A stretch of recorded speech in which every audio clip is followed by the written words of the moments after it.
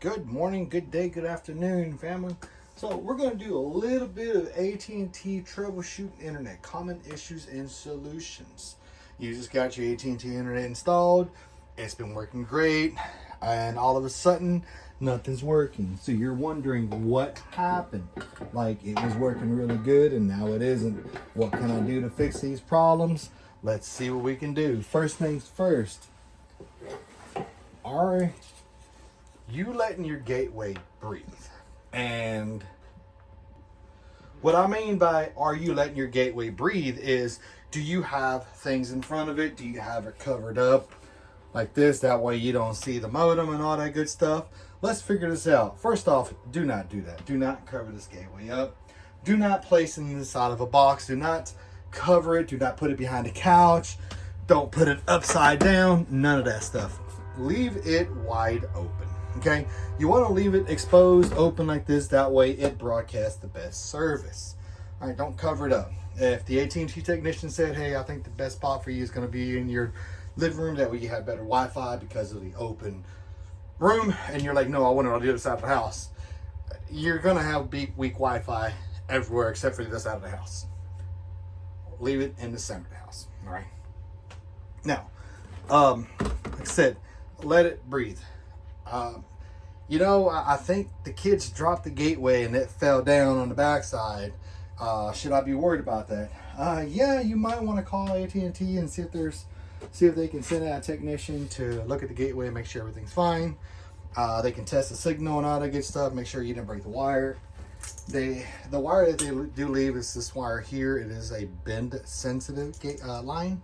So even if you were to give it a little bit of a twist, it's going to be perfectly fine. If you bend it quite a bit like that, you just broke the line. So meaning that it fell and it did this it did that on the ground. This is probably no longer good. You're still going to get a signal out of here just because it does emit light, and it is a signal, but it's not going to be very clean. A couple of the troubleshooting guides is you went on YouTube and someone showed you how to change your Wi-Fi name and password, but you changed your 2.4 and your 5G, and you want to name one Superman and the other one Flash. Okay, and you forgot which one's the fastest. You don't know which one's 2.4 or 5G. You thought you named Superman the fast internet, but you named Flash the Superman and Superman the Flash. So your 2.4 is now 5G and your 5G is now 2.4. Okay, so you want to leave those the same.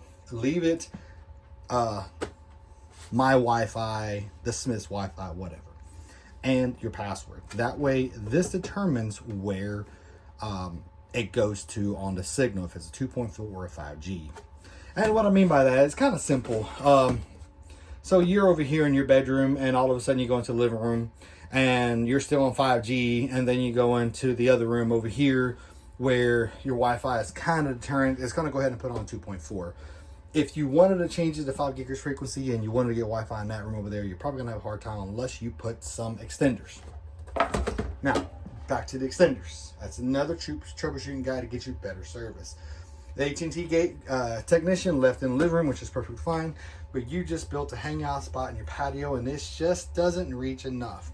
Contact the company 288-2020 or use your Smart Home Manager app, and you can order an extender and place it somewhere close to your cool patio. Don't forget to invite me. I like hanging out and shooting some darts or just watching the fire.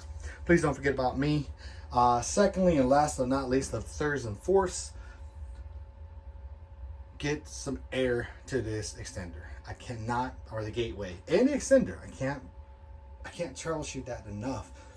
I've seen so many of my friends, they'll cover this thing up. It's like, don't do that. It hurts it. This thing needs to breathe air. There's little holes up here, a little vent, and then you have vents in here that it moves the hot air up, and that's what it breathes. Imagine you keeping a mask on your face and you can't even breathe all the time. You're gonna run out of gas. Same thing, you're gonna overheat. This thing overheats. Don't let it overheat. Leave it cooled. Other than that, guys, thank you very much for coming to this channel. I hope this little small troubleshoot AT&T common issue solutions for AT&T helps out. We'll see you next time.